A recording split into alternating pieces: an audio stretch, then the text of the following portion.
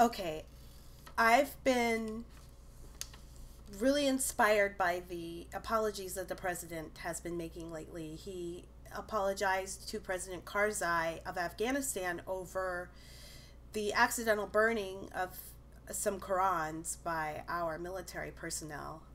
And they claimed they were burning it because it contained secret messages from some of their detainees between each other. So I thought, our president is so sensitive. He's not afraid to apologize. And you know what? I don't want to be afraid to apologize either. So I have crafted my own apology to President Karzai, and I'm hoping that the White House will get this and pass it on for me. I'm speaking as a concerned American citizen. So here it is. Here's my apology to President Karzai of Afghanistan. Dear President Karzai, I've seen in the news the anger and frustration your people are expressing after it was discovered that members of our military burned copies of the Quran outside an American detention facility. Your people were outraged. I was outraged too, and I'd like to express my sincere apologies. I'm sorry, President Karzai.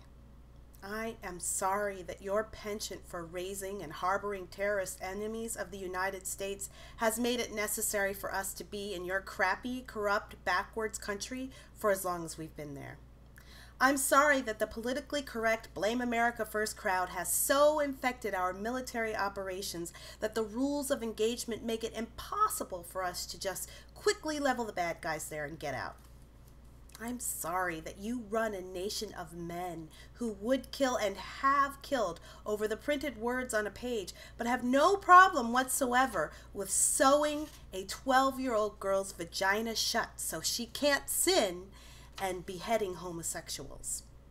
I'm sorry that your homegrown terrorist detainees use your own holy texts provided by our taxpayers here in the U.S. to send covert, coded messages back and forth. I'm sorry that our soldiers must intercept those coded messages and destroy them in order to keep our own personnel safe. I'm sorry that while you live in the lap of luxury on our foreign aid dollars, your own people are starving and dying in abject poverty.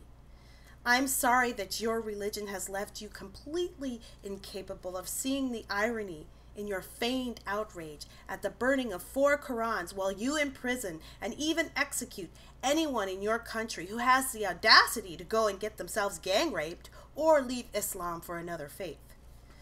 I'm sorry that our president would make such a public spectacle of apologizing for the burning of books containing secret prisoner communications while giving you and your armed forces a pass on murdering our own military personnel in cold blood. I'm sorry that your culture finds it acceptable for grown men to leave off caring for their families in order to stand around for days shooting guns, burning American flags, and calling our president a black dog and other names.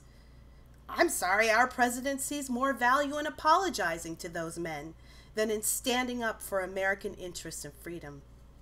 Mostly, President Karzai, I'm sorry that we don't have a leader with enough balls to tell you to kindly take your fake moral outrage and your terrorist sensibilities and shove them both where the sun don't shine.